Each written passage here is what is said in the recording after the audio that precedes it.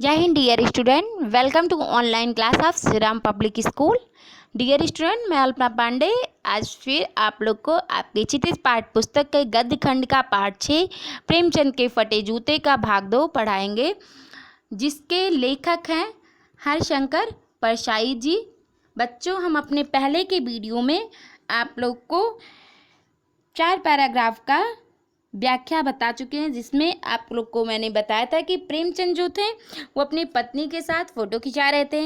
इसमें उन्होंने प्रेमचंद कैसे दिखते हैं वो बताया गया कि वो सिर पर किसी मोटे कपड़े की टोपी, कुर्ता और धोती पहने हुए, उनकी कनपटी चपटी है, उनके गालों की हड्डियाँ उभरी है तथा घने मूछें उनके चेहरे को भरा हुआ बताती हैं। उनके पैरों में कैनवास के जूते थे, जिसके फीते जो हैं अव्यवस्थित ढंग से बंधे हुए हैं और बंद के सिरों की जो पत्ती थी वो भी निकली हुई थी, जिससे छेद में डालने में बहुत इनको परेशानी महसूस होती थी। तथा प्रेमचंद के दाहिने पाँव का जूता ठीक था, लेकिन बाएं पाँव का जूता जो है उसमें बड़ा छेद हो गया था, जिससे उनकी अंगुली बाहर दिख रही है। और उनकी जो लेखक थे उनकी दृष्टि इसी जूते को देखकर उस पर अटक गई और वो कहते हैं कि जो है कि ये फ़ोटो खिंचाने की अगर प्रेमचंद की पोशाक है तो पहनने की कैसी होगी। यानी इसके अनुसार लेखक प्रेमचंद के जीवन के बारे में बता रहा कि वो आडंबर नहीं करते होंगे, वो दिखावे की स्थिति में नहीं जीते होंगे, वे जैसे वास्तविकता में रहते हैं वैसे ही वास्तविकता में अपनी फ़ोटो भी खिंचा लिए होंगे। वे प्रेमचंद को अपने साहित्यिक पूर्वज बताते हैं, क्योंकि प्रेमचंद भी एक लेखक थे और हरशंकर परशाई जी भी एक लेखक हैं। और उन्होंने कहा है कि ए मेरे साहित्यिक पूर्वज, आपको लज्जा संकोच नहीं आया जो फटा हुआ जूता पहन के फ़ोटो खिंचा लिए। अगर आप चाहते तो अपनी धोती को थोड़ा सा नीचे खींच लेते और जिससे आपका फटा हुआ जूता ढक जाता। ठीक है। आगे लेखक कहा कि अगर और आपके जो मुस्कान है इस फोटो की, यह मुस्कान एक व्यंग वाली, एक उपहास करने वाली, मजाक उड़ाने वाली मुस्कान लग रही है। आइए अब आगे हम शुरू करते हैं।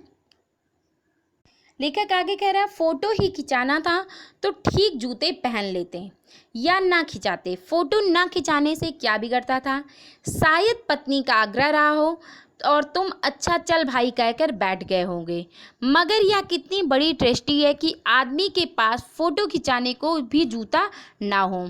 मैं तुम्हारी यह फ़ोटो देखते देखते तुम्हारे क्लेश को अपने भीतर महसूस करके जैसे रो पड़ना चाहता हूँ, मगर तुम्हारी आंखों का यह तीखा दर्द भरा व्यंग मुझे एकदम रोक देता है। यहाँ लेखक कह रहा है फ़ोटो ही खिंचाना था तो जो है ठीक ठाक जूते पहन लेते। यानी प्रेमचंद से कह रहा है कि प्रेमचंद को अगर उनको फ़ोटो खिंचाने का शौक़ था, वो फ़ोटो खिंचवा ही रहे थे तो अच्छे से जूता पहन लेते। फटा हुआ जूता पहन के क्यों फ़ोटो खिंचाते, या फ़ोटो ही ना खिंचवाते। फ़ोटो ना खिंचवाने से तुम्हारा क्या बिगड़ जाता। लेकिन लेखक फिर आगे कह रहा है शायद पत्नी का आग्रह हो, यानी उनकी पत्नी शायद आग्रह की हो, निवेदन की हो। आग्रह का अर्थ होता है बच्चों निवेदन। उनकी पत्नी का निवेदन रहा हो फ़ोटो खिंचाने का और इसलिए वह कहे हो अच्छा भाई चलो बैठकर फ़ोटो हम खिंचा लेंगे, और उन्होंने फ़ोटो खिंचा लिया। मगर यह कितनी बड़ी ट्रेजेडी है, ठीक है, कि आदमी के पास फ़ोटो खिंचाने का भी जूता नहीं है। लेकिन कह रहा है कि मतलब यह कितना बड़ा संकोच है, कितना बड़ा वो है, ट्रेजेडी है कि प्रेमचंद के पास फ़ोटो खिंचाने के लिए भी जूता नहीं था। और वह कहते हैं कि मैं तुम्हारी यह फ़ोटो देखते देखते तुम्हारे कलेश का अर्थ होता है दुख, तुम्हारे जो दुख है उसको अपने भीतर, अपने अंदर हरशंकर परशाई जी प्रेमचंद के फटे जूते को देखकर उनके दुख को अपने अंदर महसूस करके रो देना चाहते हैं, रो पड़ना चाहते हैं। लेकिन जो है प्रेमचंद की जो व्यंग है, ठीक है, उनकी जो उपहास है तीखा दर्द भरा, जो उनकी आंखों में, उनकी फ़ोटो में उनको दिख रहा है, वह उनको रोने नहीं दे रहा है। ठीक है। यहाँ लेखक आगे कह रहा है तुम फ़ोटो का महत्व नहीं समझते हो और हम तो किसी से फ़ोटो खिंचवाने के लिए जूते मांग लेते। लोग तो मांगे के कोट से वर दिखाई करते हैं और मांगे की मोटर से बारात निकालते हैं। फ़ोटो खिंचाने के लिए तो बीवी तक मांग ली जाती है, तुमसे जूते ही मांगते नहीं बने। तुम फ़ोटो का तुम फोटो का महत्व नहीं जानते। लोग तो इत्र चुपड़ कर फोटो खिंचाते हैं जिससे फोटो में खुशबू आ जाए। गंदे से गंदे आदमी की फोटो भी खुशबू देती है। यहाँ लेखक कह रहा है कि तुम फोटो का महत्व नहीं समझते, यानी फोटो जो लोग खिंचाते हैं वो फोटो का महत्व समझते हैं। प्रेमचंद को कह रहा है आप फोटो का महत्व नहीं जानते हैं। ठीक है, अगर आप फोटो का महत्व जानते समझते होते तो किसी से फोटो खिंचाने के लिए जूते मांग लेते हैं, क्योंकि लोग मांग के कोट से, यानी कोट जो मांग के लाते हैं उससे वर की दिखाई कर लेते हैं। वर दिखाई यानी दूल्हे दूल्हे को जब लोग देखने आते हैं लड़के को तो उसे वर दिखाई कहते हैं, उसको लोग कर लेते हैं। मांग के मोटर से लोग बारात तक निकाल देते हैं शादी का।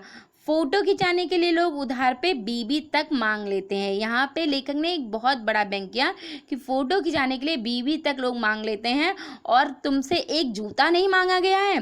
तुम फोटो का महत्व नहीं जानते हो। लोग तो इत्र चुपड़ कर फोटो खिंचाते हैं जिससे फोटो में खुशबू आ जाए। गंदे से गंदे आदमी भी फोटो की खुशबू देती है। तो यहाँ लेखक ने जो है कहा है गंदे से गंदे आदमी की फ़ोटो भी खुशबू देती है, यानी वो एक व्यंग किया है, एक कटाक्ष किया है कि अपनी गंदी छवि को फ़ोटो में साफ सुथरा और अच्छा बनाकर लोग पेश करते हैं। वे इसके लिए हर प्रकार के सौंदर्य प्रसाधन, तेल फुलेल आदि का प्रयोग करके अपनी गंदगी को छिपाने का हर संभव प्रयास करते हैं। लेकिन जो है आप फ़ोटो के महत्व को नहीं समझते हो, अन्यथा इस प्रकार आप फटे जूते पहनकर फ़ोटो नहीं खिंचाते। यानी यहाँ प्रेमचंद की फ़ोटो पर लेखक ने एक बहुत बड़ा व्यंग किया है। लेखक सोचता कि आजकल लोग फ़ोटो खिंचाने के लिए कपड़े, जूते, बीबी हर चीज़ उधार मांग लेते हैं। फिर प्रेमचंद ने किसी से जूते क्यों ना मांग लिए, ठीक है, उन्हें भी किसी से जूते मांग लेना चाहिए। आजकल लोग इत्र लगाकर फ़ोटो खिंचवाते हैं जिससे कि फ़ोटो में खुशबू आ जाए, जबकि ऐसा नहीं होता। इत्र लगा के फ़ोटो खिंचाने से फ़ोटो में खुशबू नहीं आती है।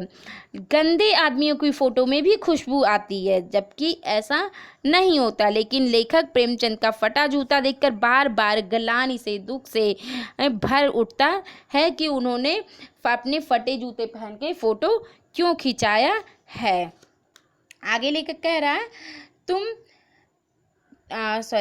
टोपी 8 आने में मिल जाती है और जूते उस जमाने में 5 रुपए से कम में क्या मिलते होंगे। जूता हमेशा टोपी से कीमती रहा है। अब तो जूते की कीमत और बढ़ गई है और एक जूते पर 2500 टोपियां न्यौछावर होती। तुम भी जूते और टोपी के अनुपातिक मूल्य के मारे हुए थे।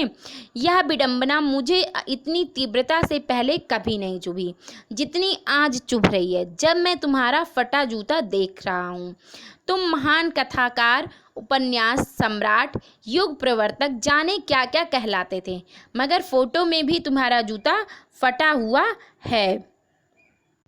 यहाँ पर लेखक ने कहा है टोपी जो है 8 आने में मिल जाती है, यानी टोपी की कीमत क्या थी, 8 आना, और जूता उस जमाने में 5 रुपए से कम में क्या मिलता है। यानी जूता जो था उसकी जो था कीमत वो 5 रुपए था और जूता हमेशा टोपी से कीमती रहा है, ठीक है, और जूता जो था वो टोपी से हमेशा महंगा रहा था।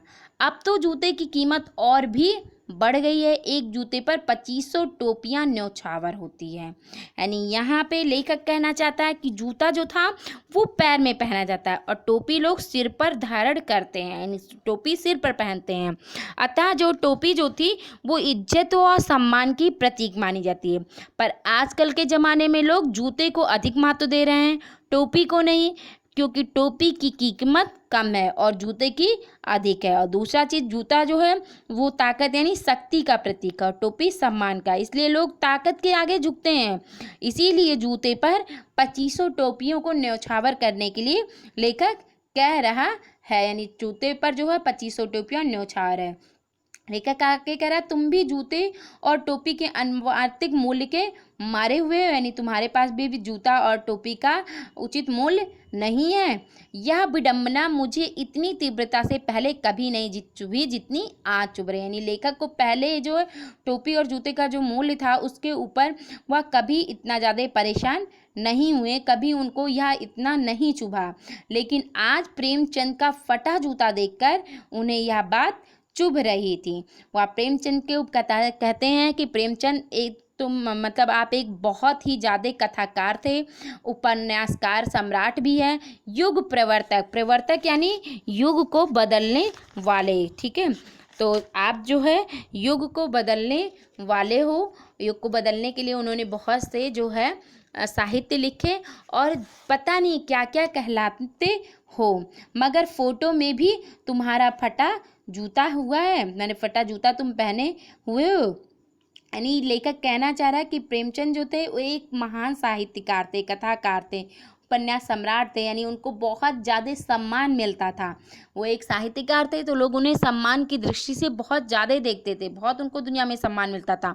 ठीक है, लेकिन फिर भी उनकी आर्थिक स्थिति अच्छी नहीं थी, वो फटा हुआ जूता पहने हुए थे। यहाँ पे लेखक ने प्रेमचंद के आर्थिक स्थिति को दिखाया है कि वे बहुत ही सम्मानीय व्यक्ति थे, बहुत ज़्यादा उन्हें दुनिया से सम्मान मिला था, लेकिन फिर भी उनकी आर्थिक स्थिति अच्छी नहीं है।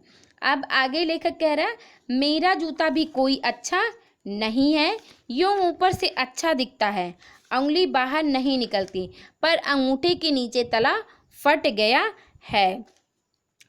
अंगूठा जमीन से घिसता है और पैनी मिट्टी पर कभी रगड़ खाकर लूलुहान भी हो जाता है। पूरा तला गिर जाएगा, पूरा पंजा छिल जाएगा, मगर अंगुली बाहर नहीं दिखेगी। तुम्हारी उंगली दिखती है पर पाँव सुरक्षित रहता है। मेरी उंगली ढकी है पर पंजा नीचे से घिस रहा है। तुम पर्दे का महत्व नहीं जानते, हम पर्दे पर कुर्बान हो रहे हैं। तो यहाँ लेखक जो है इस लेखकों की, यहाँ हरिशंकर प्रसाई जो थे वो हिंदी के जो लेखक थे उनकी आर्थिक दुर्दशा पर एक व्यंग्य किए हैं।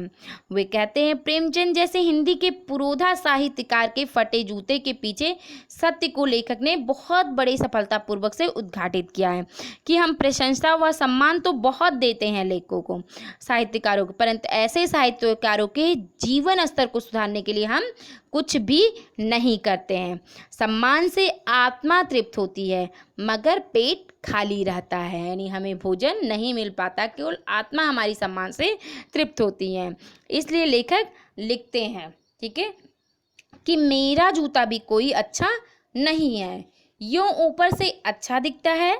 यानी इस कथन के द्वारा वो कहना चाहते हैं कि हिंदी के लेखकों की आर्थिक स्थिति में कोई अधिक सुधार नहीं है। प्रेमचंद भी देखिए यहाँ पे लेखक थे, हरिशंकर प्रसाई भी लेखक है।